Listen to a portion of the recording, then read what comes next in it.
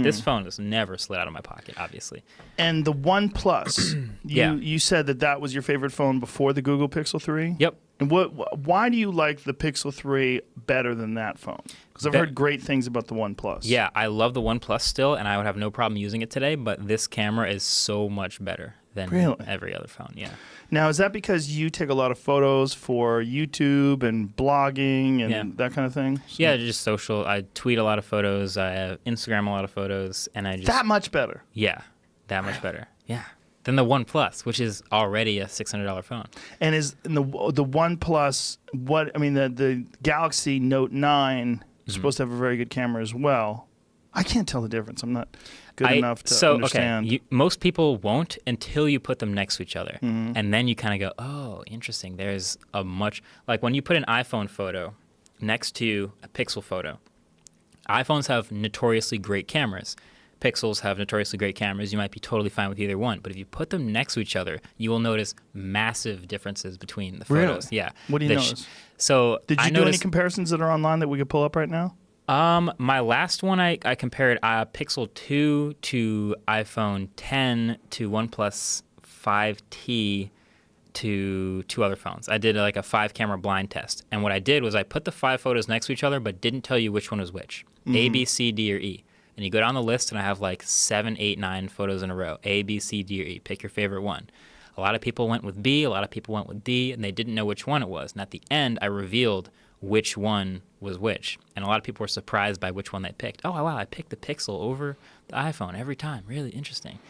And a lot of times when you put them side by side, you'll notice like iPhones like to boost the shadows a lot more so that they're much more evenly lit. Yeah, this is the side. So like if A, B, C, D, and E, which one do I like better? And I already can tell immediately which one's the Pixel. And you might not, because I remember Pixel 2 had cooler colors and more contrast than any other one. And this is a gray backpack. E. Yeah. So another thing about these is it helps to see it in a high resolution, because the difference in detail and sharpness between them is another thing I paid attention to. Which one's E?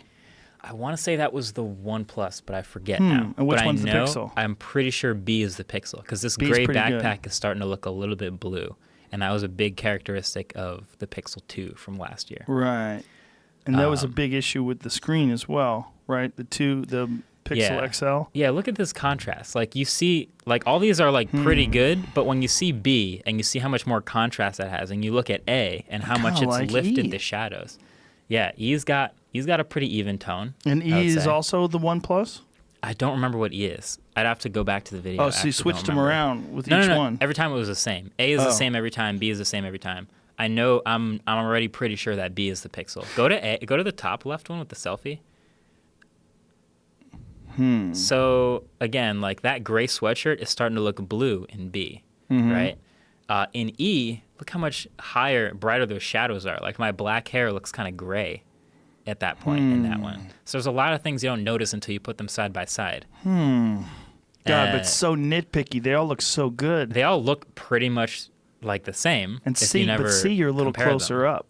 Yeah, C is a little bit tighter, so I'm going to go C as the iPhone, because the iPhone has a little bit of a tighter selfie camera. A lot of Android phones have a wider angle selfie camera because you can fit more people in them, but Apple's always told me they go with a tighter angle because there's less distortion and they want it to feel more natural. You just take a picture of yourself and you look great. Here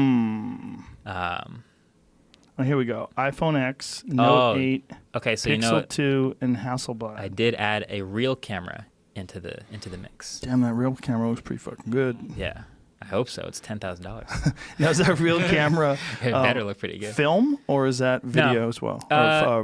It's a photo, so it's a medium format, 50 megapixel Hasselblad X1D. It's a crazy camera. iPhone X looks pretty goddamn good right there. It does. But there's just a little bit more to the Pixel 2. The Pixel 2 has, so this is a portrait mode comparison. So I remember I was trying to test like the blurry background versus an actual good camera. And whenever you look at these portrait mode photos, what they're doing is they're sort of trying to outline the subject, keep it sharp, and then blur the background artificially. Right.